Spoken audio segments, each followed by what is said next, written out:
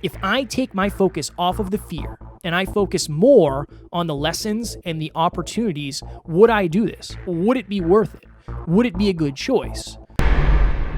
You cannot solve a problem that you don't first admit that you have. What uncomfortable truth are you avoiding or potentially hiding from? Next Level Nation, welcome back to another very special, as always, Next Level You weekly live podcast. For week number 107, we are talking about the most important questions to ask yourself for a next level life. So if you have been following us for a hot minute, you remember we used to be the Hyperconscious podcast, and hyperconsciousness is acute awareness. So knowing and being aware of why you're thinking what you're thinking, why you're saying what you're saying, why you're acting the way you're acting, but that all starts with questions. I know that, I think in my first speech, Alan, I remember walking up and I didn't know what I was going to say because I didn't know what I was going to say because I had no idea, I hadn't spoken before. But I remember saying to the crowd, my goal in this speech is not to change your life. I want you to ask yourself questions that you've never asked yourself before, because asking new questions will bring new answers, which brings new awareness and new opportunities. And that is what we want to do here tonight. Do you want to say anything before we get going? Yeah, the same as Kevin just mentioned. Like, we have spent the last 5 years contemplating our lives, contemplating the world, contemplating and interviewing people all over the world. And we're asking questions to each other every single day. We're asking questions to other people every single day. And that's what we want to do. And Kev, I do remember you saying this in your first speech. I'll never forget it. You said, my goal with this presentation is to get you to think. To get you to think. That's what we're going to do again here today. Question the questions you're asking yourself. Are you asking yourself the right questions? Are you coming up with new, innovative questions? And if you had to interview yourself, what would you ask yourself? That's one example of a good question. So I'm excited. It was actually really challenging to prepare for this because, quite frankly, we each only chose 5, and I have hundreds we could have come up with. It was very challenging to come up with just 5, but I think we've got some good ones, 5 each. Let's do it. When I was in my mid-20s, my family moved from the duplex where we lived to another apartment. And at the time, I was living with one of my girlfriends. And my girlfriend and I broke up.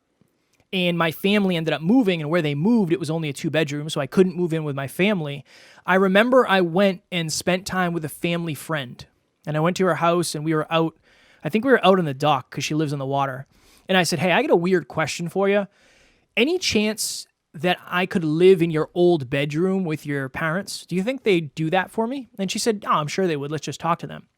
So I end up moving, and I lived at the house of my childhood family. So I had a best friend, and I was over there every single night. I used to sleep over there. I used to eat dinner over there. I used to go out with them all the time. And here I am in my mid-20s, literally sleeping in who was my kid's sister's bedroom. And I'll never forget this. Work was crazy. I was traveling all over the place, but I just felt like such a loser. I felt such a loser because I'm living in a bedroom. I don't have any friends to come over because nobody knows where I'm living, and I was kind of hiding it at the time. I was trying to be brave and trying to be a badass, but my ex-girlfriend texted me one day, and her and I were talking about getting back together. And I remember sitting there thinking, okay, hold on. Why did we break up in the first place? And I go through that story in my head. Why would I get back together with this person? And I go through that story in my head. And I remember thinking, you know what? We broke up for a reason. I'm not going to do this. I can't do this. And it was like a weight fell off my shoulders when I made that decision. This is the question I asked myself. What is the why underneath this action? So if I was to get back with my ex, why would I do it? The easiest answer was because it would bring me a better place to live. That would have been the why underneath that action. Or maybe the other why would have been, I didn't learn my lesson yet. Maybe the other why would have been, I have on rose-colored glasses and I'm not seeing who this person really is. So that's my first question. What is the why underneath this action? Another example of this, and it's a little bit different, but I went to a restaurant down the street recently, a couple of weeks ago, And I walked in and I said, order for, I think Taryn, it was under her name. I said, order for Taryn. And they said, yeah, it's going to be another 10 minutes. And I said, all right, yeah, cool, no worries. And I went and stood in the corner, and every ounce of me wanted to pull up my cell phone and look at it. Every ounce of me. But I asked myself this question: what's the why underneath this? I am uncomfortable just looking around and people thinking I'm just here waiting for my food. I'm uncomfortable maybe making eye contact with people. I just think it's that social anxiety side. But my question was that: what is the why underneath me pulling out my cell phone? It's to avoid discomfort. Is that what's best for me? No. So I didn't make that decision. So that is my first point. What is the why underneath this action? If you ask yourself that before you take any action, you're going to get a better answer and an opportunity to not take that action and get an even better result. So for those of you who know my story, when I was 26 years old, I got in a car accident that got me to question. Again, this is question my entire life. And I was asking myself a ton of questions. And after that, one of the things that I did, and I don't know how often I talk about this, but I actually went back to my past and I reached out to my ex-girlfriends, I reached out to my past friends, I reached out to everybody, and I asked them a bunch of questions about me. I wanted to get feedback from everybody because I was going through all this self-awareness and all this contemplation. I wanted to get feedback. So one of my first girlfriends, her name was Alyssa, I reached out to her and I asked her these questions. One of the questions was, what did you notice about me? Is there anything that you noticed about me that I might not have noticed about myself? Was one of the questions. And she said, I noticed that you, no matter what happened, you and your family never talked about your dad. So my father passed away in a car accident when I was 2 years old, when he was 28 years old. And the truth of the matter is that we avoided talking about it. And one of the reasons we avoided talking about it was obviously because it's extremely painful. But one of the other reasons is I had a stepfather from age 3 to 14. And my dad, my birth father, was a reminder to us as a family that my stepfather was not our quote-unquote real father. And so my first question for everyone here today is this: what uncomfortable truth am I avoiding or hiding from? This is the most important questions to ask yourself for a next level life. This is one of the most important. What uncomfortable truth am I avoiding or hiding from? And that was a question that Alyssa got me to realize I was avoiding. I was avoiding the uncomfortable truth that my father had passed away. I was avoiding the uncomfortable truth that my last name is not really Lazarus. I was avoiding the uncomfortable truth that I don't have a father. And so after that, I grew so much. And so my question for each and every one of you out there, maybe it's not as drastic as the story I just told. What is the uncomfortable truth that you're avoiding or hiding from? One of the other ones, a more lighter version of this, is if you've ever been tagged in a Facebook photo where it wasn't the greatest angle, and you saw it come up on Facebook and you were like, oh, damn. You're like, oh, I knew I was letting it ride. I did know I was snacking quite a bit too much. We've all been there. And so you cannot solve a problem that you don't first admit that you have. And the truth is, the uncomfortable truth is that I don't have a father and that my father did pass away and that I did have a stepfather who left. And until I face that and accept that and grow from that, I'm not going to be the man that I'm capable of being. So that's question number one. What uncomfortable truth are you avoiding or potentially hiding from? We all do it, but we're not going to grow if we continue to do it. Quick lightning round question. I hope I'm not stealing anybody's question for the Q&A. What's one uncomfortable truth that you're avoiding right now? I avoid having uncomfortable conversations where I don't want to give difficult feedback to people that I have difficult feedback for. I think that I struggle to give uncomfortable truth to other people unless they hire me as a coach, in which case I am totally good at that. And I think that's one of the reasons I love coaching so much is because I want to help people maximize their potential, but you can't help people maximize their potential unless you give them challenging feedback. And I'm not as forthcoming with challenging feedback as I think I could be, unless you hire me, in which case I totally am. And so I'll give you an example, small example. Emilia wants me to help her more with math and business and finance, and I'm reluctant at times to show her where she's not operating as effectively as we are, because I don't want her to think that I think I'm better than her or anything like that. So that's just one tiny example, but it's challenging to give people difficult feedback of like, honestly, you should know your numbers. You should know how much revenue you're generating. You should know your projections. You should know your quarterly revenue, monthly revenue, daily revenue. You should know all that. And I do believe that to be true, but it's difficult to say that to people who maybe are insecure about the fact that they don't know those things. So I struggle with the same thing. You and I had that conversation earlier. I figured that's where you were going to go. That's why I felt safe asking you that. I didn't want to call you out, but appreciate it. Of course, great answer. Alan spoke about feedback, and he spoke about difficult truths. Alan and I were in Florida with Bianca and Emilia recently, and we saw a picture of ourselves that we were not super, super excited about, and that was a piece of difficult truth for us to accept, but it forced us to make some changes, and Alan made those changes a little bit better than I did. But during that trip, even before that trip, one of our mentors said, hey, you guys should come down to Florida and see me speak. And Alan and I were like, that's awesome. We love this person. We want to support this person. So we bought tickets, and we ended up asking Bianca and Emilia if they wanted to come. I asked Taryn if she wanted to come, but she said, that event's probably not for me. And I said, honestly, it's probably not. I'm not super excited about it. I don't think there's going to be a ton of value there. Honestly, that was just my take. And we end up flying down, and we stayed at this somewhat, it wasn't super sketchy, but it was a kind of sketchy Airbnb. Ended up being pretty nice, and we used it as a studio for a couple nights. And we go to this event, and the first day it was kind of, we definitely took away some lessons, but it wasn't what we expected. And I think we left early the second day and didn't even go back, and then didn't even go for the third day. I'm pretty sure that's what happened. It was a 3-day event. And again, our mentor didn't even end up speaking. That was one of the reasons we were frustrated, is because we went down there to see this person speak, and they didn't even end up speaking. And that was very frustrating. And it just didn't seem like something that we should have been doing. Now, we learned a ton. Did we take a ton of notes and learn a ton from the content on stage? No, that's not really what happened. There was a bunch of lessons that we learned, whether it was about business, or it was about travel, or it was about our demographic, or whatever it may have been. The experience provided a lot of lessons for us. And we're doing things differently now based on that. So this is my second point, or my second question. And I asked myself this before we left, because I thought this might be a waste of our time and money.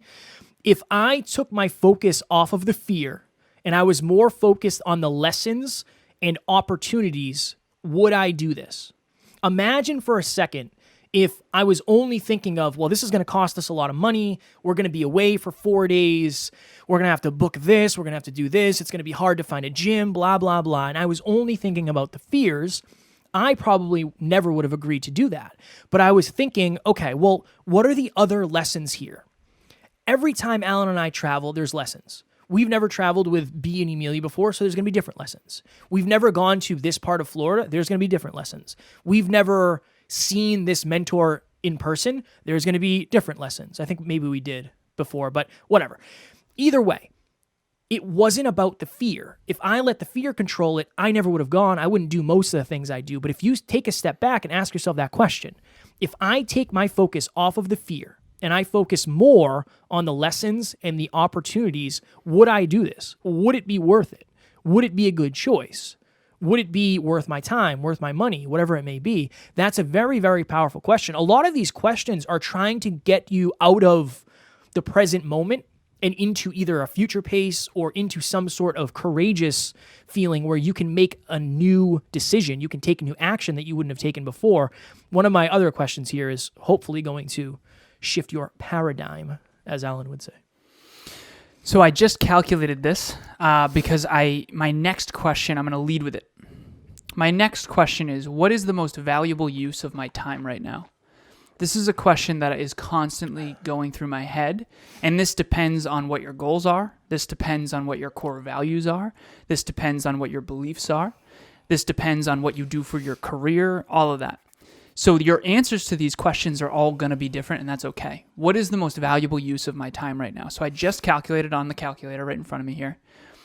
If you spend 5 minutes a day on Instagram 5 times a day, that's 25 minutes. If you take that 25 minutes per day and multiply it by 7 days a week, and then multiply that by 52 weeks a year, you get 9.4 hours. 9.4 days. So I'm going to do this out right now in front of everybody. 5 times 5 is 25. Okay. Times 7 is 175. Times 52 weeks a year is 9,100. 9,100 divided by 60, which is 60 minutes and an hour, is 151 hours. Divide that by a 16-hour day, and you get 9.4 days. So all of us, every one of us, scrolls on Instagram 5 times a day for 5 minutes probably. Okay? So if you spend 25 minutes a day on Instagram, see, all of us do that, and we think nothing of it. But imagine if you had a friend who did nothing but scroll on Instagram all day, every day for 9.4 days straight. You would call them insane. You'd know something was wrong. You would call somebody and get them therapy. See, we aren't looking at the numbers. So my second question, what is the most valuable use of my time right now? I ask myself that constantly, and we've all been caught scrolling. We've all been in the middle of our day in between calls or whatever and just scrolling, and then we go, wait a minute, what am I doing? And you put your phone down, and then you get back to whatever your important work is. I just crunched the numbers on that. If you go on Facebook or Instagram 5 times a day for 5 minutes, that means in that year you spent 9.4 full 16-hour days, assuming you sleep 8, 16-hour days. If we look at it that way, we're going to be much more careful. So my second question is one that should always be running through your head constantly, just like it is mine, just like it is Kevin's. What is the most valuable use of my time right now? Because the truth is, whether we admit it or not, a lot of us are wasting a lot of time. And I've also said this many times. I'm going to say it one more time here. If you're lucky enough, fortunate enough to live 100 years on this planet, that's 100 times 365. That's 36,500 days. If you only ever had $36,500 in your bank account and you could never make another dollar, how carefully would you spend that money? But yet all of us are doing things that are not valuable uses of our time, and time is the one thing that you can never, ever get back. And so my intention on this episode was to, this live podcast, was to really be direct, to really be heart-driven, to really be vulnerable, but to also be no BS. If you're out there just like me, just like Kevin, you are wasting time on things that are not valuable, and you do not know the long-term downside of that, and neither do I, unless you're crunching the numbers. Even that, every time I do it, is is it really 9.4 full days in 2022? 9.4 full days in a row, 16-hour days, just scrolling? See, we're all doing that, but if anyone did it 9 days in a row all day, you'd think something was wrong. See, we don't know anything's wrong because it's so little on the day-to-day, but it actually adds up over time, and you got to be very careful. So, number 2, what is the most valuable use of my time right now? That's a question that everyone should be asking themselves. And that's one of the reasons we don't miss. One of the reasons we're here every single Monday is because during this time, this is the most valuable use of our time. Unless something, happens with an emergency, obviously then things would shift. But that is one of the reasons. This is a priority. This is the most valuable use of our time right now, and it will continue to get more and more and more valuable as we continue to do this. I remember having a conversation with somebody, Alan, and I don't remember when this was. This was probably in my, maybe my mid-20s, my mid to late 20s. And I remember having a conversation, and somebody said, hey, how often do you hit snooze? And I said, I don't ever hit snooze. At this point, I said, I don't think I've ever hit snooze in my entire life. I cannot remember ever hitting it. And I've always been getting up early. Now, as I became an entrepreneur, things started to shift a little bit. I told Alan, this was my old schedule. I'd wake up at 4 a.m. I'd mosey out into the living room. I'd foam roll. I'd listen to something. I'd journal. I'd do my affirmations. And then I would watch something educational while I stretched and drank my pre-workout. My buddy and I would go to the gym, 6 a.m. to 7 a.m., come home, shower, might cook up a little breakfast. And then I'd usually nap it out from 8 to 10. I'd get up and I'd do some work. But after that, after I realized, okay, this probably isn't sustainable to nap for 2 hours a day, and things started to take off for Alan and I, things got really busy, and I was getting up early, and we were working late, and we were traveling and all that, I remember, I don't know if I got this from the 5-second rule, Alan. You like my schedule? That's I was funny, I've been a peak performer for years. Yeah. Why aren't we know? winning? Why aren't we winning? It's funny. I think I must have got this from Mel Robbins, the 5-second rule. I made it the 10-second rule, and I started doing this in the shower. If you're out there and you love hot showers, maybe this is something you can do because this really helped me. I would count backwards from 10. And this is what I would do. I would say, okay, I'm going to get out of the shower now. And I would say 10, 9, 8, all the way down to 1. I never missed. I never, ever, ever missed. Then I started doing it when I woke up in the morning. And I don't know how to explain it if you've never done it. And you have to be disciplined and you have to value you making a promise to yourself. But I got to start doing it. I'm jeffing a little bit. But I used to do it. 10, 9, 8, 7, 6, all the way down to 1. And every time I got to 1, I hopped out of bed. No matter if I was cold, if it was too early, if I didn't want to go to the gym, I always did it because I asked myself this question. Am I willing to break this promise to myself? I know it's just me. I know nobody in the world is going to know whether or not I get up. I know that. And that's the difficult part. But I do know that if I break this promise to myself, I'm not going to feel very good. And I'm not going to be able to say I've never broken the streak. I have never broken that streak. Now it works so well that I don't use it anymore, so I got to start implementing it again. But ask yourself that before you do something. Anything challenging, really, you can do that. If you want to go ask somebody out on a date, count backwards from 10. Wake up, cold plunge. I used to do that too. I used to, when I was taking cold showers, count backwards from 10, and I would always do it. It's a promise that you're making to yourself, for yourself, but you can ask yourself that question. Am I willing to break this promise to myself? It's very difficult for you to admit that and say, you know what? Yes, I am. I'm okay with letting myself down. I'm okay with potentially losing self-esteem, losing self-worth, losing momentum, losing opportunity, losing money, whatever it may be. That is one of my favorite questions. Am I willing to break this promise to myself? I just wanted to take a quick second and give a shout out and a huge thank you to Next Level Podcasting Solutions, Kevin and his team. They have been incredible to work with, very flexible, on the spot with any questions that I have or any concerns that I have. When I first started out my podcast, I was doing everything on my own. I have no editing background. I have no podcasting background. I knew nothing about it. And so I was bootstrapping all of this myself while I was still trying to take on my role as a full-time mom. And once I met up with Kevin and we had these discussions and I got on board with adding an editing team, oh my goodness, it just lifted this weight off of me. It lifted my time that I was spending doing my editing. And in the beginning, full transparency, when I was editing just my individual recordings, it was a little more manageable, not super manageable. And then when I started doing my interviews for the podcast, it was hours upon hours of me doing the editing that didn't include any of the promotional material that I am now getting from Kevin and his team. It wouldn't have been sustainable. I would not have been able to keep up with that. So I recommend Kevin and his team. They have done wonderful work in helping me grow my podcast. I have really enjoyed working with the editing team, and it definitely feels like more of a team environment versus me hiring them to do a specific job. I mean, we all work collaboratively on the projects that I have, and I have these crazy ideas sometimes, and they come up with a solution to fit my needs. I can't recommend them enough. I really enjoyed working with them. Kevin and the Next Level Podcasting Solutions, thank you so much for the work that you have done in the past and are continuing to do for me.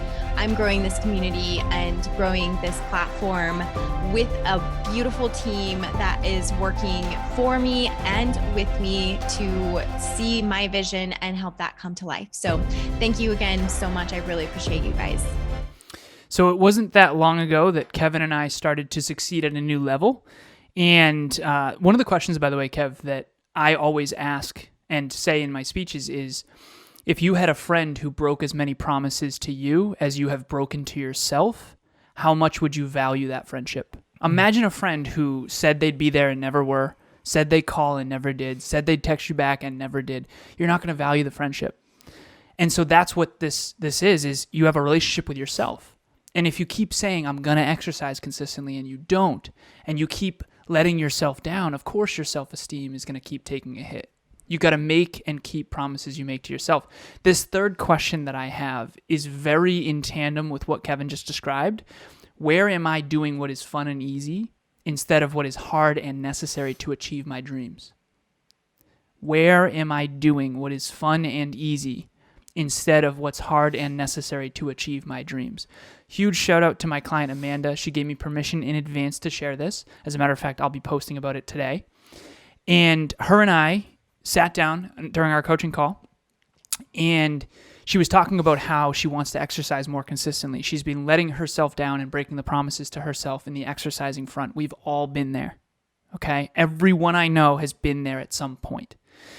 She's like, I want to exercise more consistently. I want to do the NLU Fit Pick Challenge. I want to do this. I said, okay, you're not going to like this idea, but this would work. And I said, let's draw up a contract. And I'm sharing this on my social media later today. So, or maybe it's tomorrow's post. I'm not 100% sure. I have it scheduled.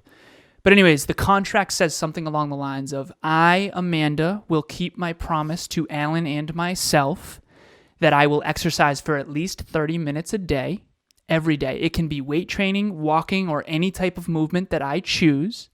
But if I do not keep this promise, then I will not get my next coaching session with Alan. And I told her, I said, Amanda, this is revenue for our business. So you'll be letting yourself down. You'll be letting me down because I love coaching you and we need that revenue. And you'll be letting the NLU team down. So please, you got this. You can do this. She took me back through some old photos of her when she was at her best, when she was at her best weight. And I said, we're going to get you back there. She is now officially, as of today, 27 days straight exercising.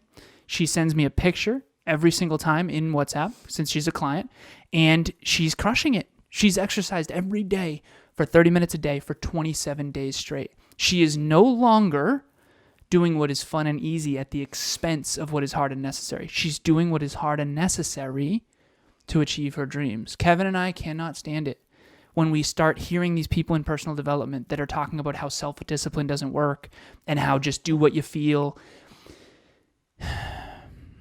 It's not real. Not everyone wants to wake up at 4 a.m. Not everyone wants to exercise every day. Not everyone wants to have that challenging conversation. Human beings are wired to do what is easy. But what is easy is not what is best for us. And it's just true. So yes, there are ways to set up your life so that you don't need as much self-discipline. I'll give you an example. Emilia and I are going to put the chargers for our phones and our devices upstairs in what we call the Nook. So I have my office, across the hall is her office, and then we have the Nook, which is a chair on either side in between in the hallway, and we've got a bathroom right here. So what used to be is we'd walk out of our bedroom and the chargers would be right here, and we have a fireplace over in the corner where we do mobility, and both of our yoga mats are right there. And I was doing what is fun and easy at the expense of what is hard and necessary. What is hard and necessary is listening to my mindset workout while doing mobility and foam rolling and yoga, and that wasn't happening, and writing my book.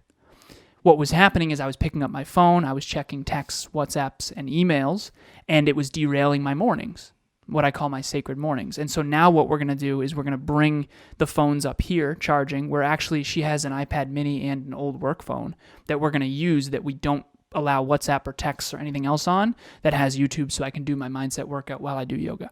So similar to what we asked ourselves this weekend to make those changes, where am I doing what is fun and easy instead of what is hard and necessary to achieve my dreams? Your dreams are supposed to be challenging. They are supposed to require self-discipline. They are supposed to be with some resistance because it's the challenge that brings the growth, and it's the growth that brings the value.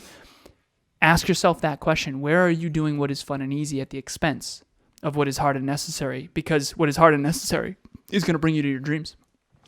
We're talking about asking yourself these questions, but I had a friend ask me a very, very powerful question this weekend.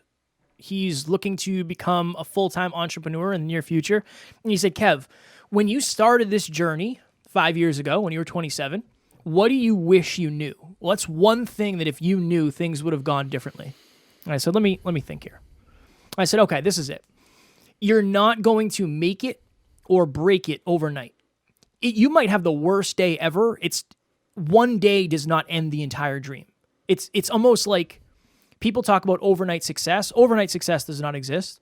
And as long as you play your cards right, overnight failure does not exist either. I said you're not going to win in a day and you're not going to lose in a day. So you have to understand that you can take some risks. You will have some challenges, but you have to understand that it's not all going to crash and burn one day. And it's easy, right? It's easy to look back and say, okay, what advice would I give myself 5 years ago? Like 5 years ago from today, what would I say? Well, okay, this is the advice. We were on a podcast episode recently where I asked Alan this question. I also asked Lauren Johnson this question because I was thinking to myself, what is a powerful question that's going to make somebody think differently? And this is the question. What advice do you think you in 5 years would give you today? And the reason this is a difficult question to answer is because it makes you look at everything. It makes you look at everything. And Alan, this is my answer to this question. To Alan's point, I believe we have decided that for now, we're not going to have guests on our show anymore. And in 5 years, so 5 years from now, would tell Kevin today, just do your damn thing. Keep building the podcast the way you're doing it. Use your time where it's the most effective and pick that train up later. It doesn't matter. You don't have to do it right now. And I'm not going to go into the details of why that is, but I believe that's the advice that I would give myself 5 years from today. Ask yourself that question and sit with it. And that's a challenging question because there really is no right answer and there is no wrong answer. I think the only wrong answer is not to try to dig, but you don't necessarily have the lessons yet. You might not have the wisdom yet, but you might be able to pick out something where you're thinking, I'd probably tell myself to stop doing that. I'd probably tell myself to stop playing small. I'd probably tell myself to stop making excuses, to leave this person, to call this person back, whatever it may be. It helps remove the ego from the advice that you're going to give yourself. So do yourself a favor and ask yourself that question. So Kev, I don't know if you and Taryn do this, but Emilia and I know you and Taryn were working out together. I don't know if that's still happening or not, but Emilia and I work out together pretty consistently, and we really do get after it. And sometimes in the morning after a tough workout, so we do the working out in the evening, so the next morning sometimes we're really sore, and we'll make jokes about how we feel like we're 80 years old sometimes. Have you ever felt that way, Kev, where you wake up and you feel like you got hit by a truck after before you have day. your water? After leg day, yeah, especially. Exactly. Or your caffeine. Yes. Before you have your caffeine, your coffee in the morning. Mm-hmm. And so Emilia and I joke, because she's only 27, I'm only 33, and we both look very young, but sometimes we wonder. And so this next question, what am I doing or not doing lately that I might regret? I asked myself that question this weekend when Emilia and I had a morning that we were like not exactly as nimble as we once were, because I just reached 54. I want to say 54 days straight exercising, half hour a day, every day, hashtag NLU FitPick Challenge. And it's been taking a toll on my body, quite frankly. And I do weight train pretty intensely, and that's great. But I'm not doing nearly as much mobility as I am exercise. You're supposed to have a good ratio between foam rolling, mobility, and yoga and weight training. Your mobility and your weight training should be 1-to-1 ratio at least. As a matter of fact, Tom Brady says he does, I think, 3 times mobility to 1 times weight training. And that's probably why he was able to play his sport all the way into his 40s successfully. So this question number 4, we could all ask ourselves, just like I did this weekend, which is why we made the changes with the phones and all that. Number 4, what am I doing or not doing lately that I might regret? Here's the truth. I am only 33 years old. I want to live well into my hundreds, okay? And I do believe that we will have the medical abilities to do that. I think the average life expectancy will soon be up in the 80s and then 90s and then hundreds with all the technology and breakthroughs in pharma and all that. That said, I also don't want to just be, I want to work into my 70s and 80s too. Kevin and I have talked about that. But I don't want to be frail. I don't want to spend my later years frail, so I need to really take care of my body. So I've been eating much, much more micronutrients lately, and I'm doing an awesome job on the nutrition front. So sleep, hydration, nutrition, training, mobility, supplementation, and breath work. I've been doing pretty well on the breath work. Supplementation's been good. Sleep's been great. Nutrition's been fire on the micronutrient side. And training's been great. You know what's not so great? Mobility. Yoga, foam rolling, and mobility. It is not that hard to stretch for 15 minutes a day, but it feels really challenging. What am I doing or not doing lately that I might regret? In the future, when I'm 50, 60, 70, am I going to regret that I didn't take as good a care of my body as I could have? Of course. Kev, I don't know if you feel this way, but I used to be pretty reckless in sports. Of course. And snowboarding and basketball and intramural. I had one of the best intramural teams at my college. It's intramural basketball. I do not need to get injured for this, right? I'm not going to be in the NBA. What am I doing? And I got a really bad ankle injury that still to this day affects me. And if I could go back in time, I'd say, Alan, you don't need to be good at intramural basketball. Nobody cares, and you shouldn't either. Now, doing your best at stuff and building self-esteem and mastery and having fun in sports and being competitive, I think that's a different story. But my point is this. What am I doing or not doing lately that I might regret? That is a powerful, powerful question. And it's even more powerful when you future pace into the future and go, you know what? Yeah, I really should be drinking more water, or I really shouldn't be playing so many reckless sports and getting injured. The athletic director, you'll remember the athletic director, Mr. Donahue, I believe. He would not allow me to play dodgeball on the days that we had baseball games because I think he was afraid I was going to injure myself because I was pretty reckless in all the games. I was a gym class hero. I just liked playing Ultimate Frizz.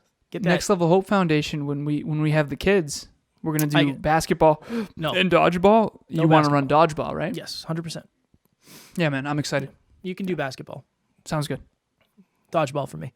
We got to rent out the YMCA, man. We got to get on. We're going to rent out we have 4 minutes, so we're going to boogie here on this. Okay. Yeah. I'm going to hammer mine real quick. Next Level Hope Foundation. Shout out to Next Level Hope Foundation.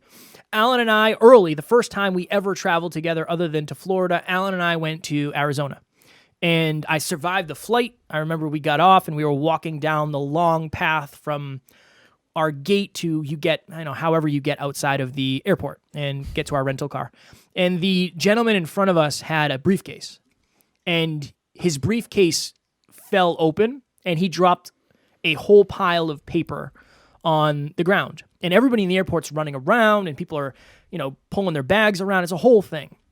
But I stopped, and I think Alan stopped too, but I don't know if you saw it, Alan. And I stopped, and I think Alan and I got down on our hands and knees, and we helped this person take his papers and put them back in his folder and into his briefcase. And the question, and it's just going to be a short story, but the question is, number one, what would the best version of you do? It's my favorite question in the world. You throw something into the trash and you miss. I say that to myself, Kev, what would the best version of you do? I know you can leave it behind there and it's a paper towel and there's nothing on it. It's not going to matter, but what would the best version of you do? And this is a little bit of a change up, but I think this is important to me. This is a question that I try to ask myself every day, at least every day where I leave the house. Is this an opportunity to impact someone's day? I remember one time I was driving from my house to the gym, and it's like a 5-minute ride. And I saw somebody who I knew waiting for the bus. It was somebody who worked at the car wash, and I used to go to the car wash once a week. And I said, "Hey, are you going to work?" And he's like, "Yeah, I'm just waiting on the bus." I said, "Hop in, man. Come on. I know you. You're not going to kill me most likely, so hop in. I'm going by the car wash. I'll just drop you on the way." And that made that person's day. And then every time I went in there, it was a good conversation and we were buddies. And that one thing, who knows, that could have changed that person's life in some way, shape, or form. That is a question that I like to ask myself.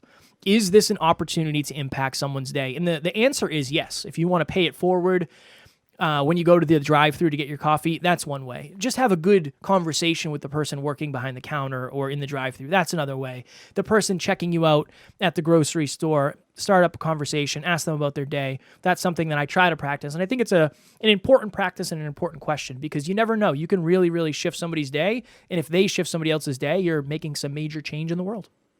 I have a quick, awesome story about that too. And I think one of the things that I wanted to ask that isn't actually on this list is, where am I outside of integrity? Where am I living outside of integrity with myself? I think integrity is absolutely everything. And no one can tell you what's aligned for you in terms of integrity. Only you know, and we know deep down. So this is, my gym has spray bottles and towels and one time I accidentally took one in my gym bag. So yes, unintentionally. And Emilia has plants all over the house, and she loves plants, and sometimes I water them when she's away, and I water the fake ones too. This one's fake back here. I watered a fake plant once. But anyways, she doesn't have a good spray bottle, and whenever she has something that she needs, I'll like pick up on it, and I'll be like, oh, I'll try to get it for her. And I had this moment of truth. I was like, I could totally just give her this spray bottle from the gym. And I was like, no, I can't. I cannot do that. I brought it back to the gym. It's their spray bottle. I'm not going to steal a spray bottle. Like, what are we doing here? I know that sounds simple. I know that sounds small, and this isn't about me. But that's my last question for everyone out there watching or listening to this.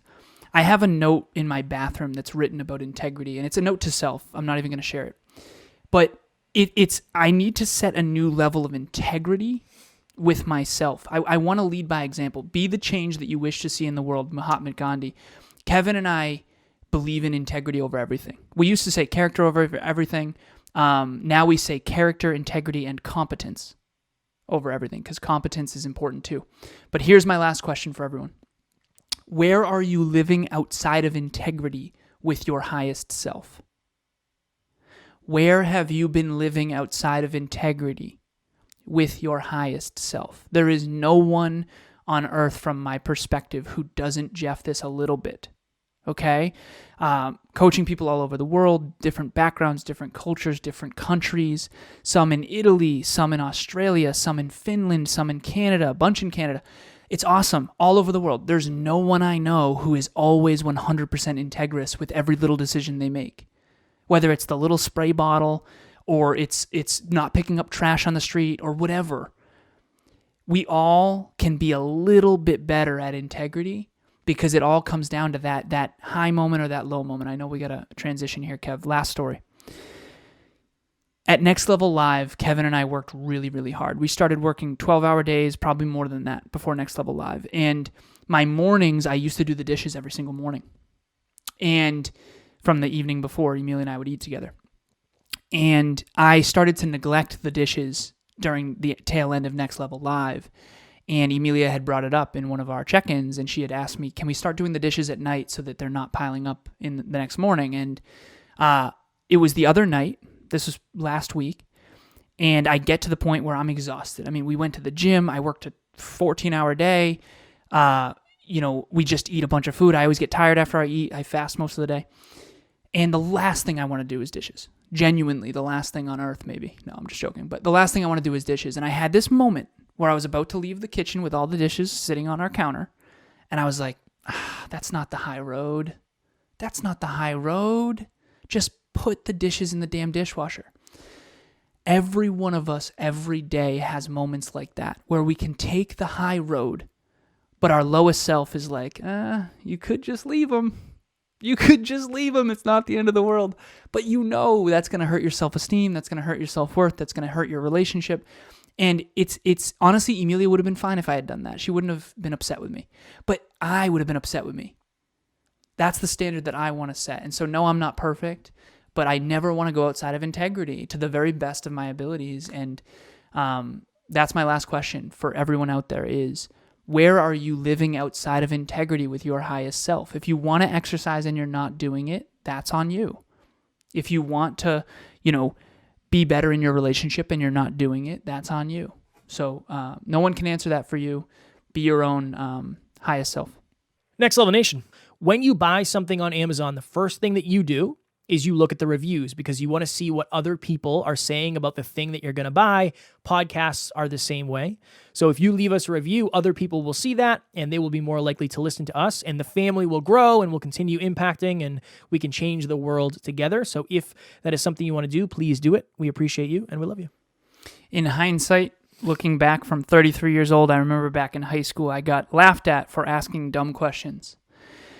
And in hindsight, I've always been asking tons of questions. I think I've been insatiably curious, and it took me 33 years to come up with what we are about to share on this monthly meetup. As a matter of fact, I literally mean 33 years because Kevin and I just improved it. It's an 8-step formula. It was 7 steps before last week, and it's called the manifestation equation. It is literally how do you take something that you imagine and make it real. It is the equation. It is the formula that Kevin and I use to achieve our dreams every single day. Rinse and repeat. It's the formula that really is the formula. All different cultures, all different backgrounds, all different countries. It's really what I've figured out is the formula to help anyone achieve any outcome they want within reason.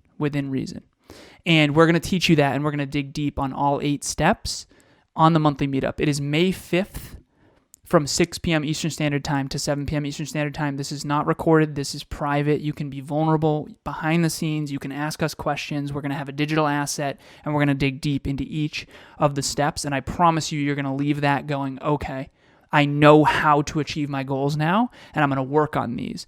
And the last part I'll say about this is this. Everybody does all 8 steps, but not everybody does all 8 steps well. Usually there's a kink in the hose. Mine was step 4, which was saying no to persons, places, things, and stuff outside of alignment. I was very bad at saying no to things outside of alignment, and that had to do with self-worth. Everybody has 1 or 2 steps that they're really not good at, and then they wonder why their dreams aren't coming true. Join us for that meetup. I promise you it will be worth your time. And as Alan mentioned, it's totally behind the scenes and it's completely free. So think of it as a deeper dive in a podcast episode, but it's collaborative. You can ask questions. We can talk back and forth. I'm sure there'll be some sort of PowerPoint, some sort of presentation. That's how we usually do it.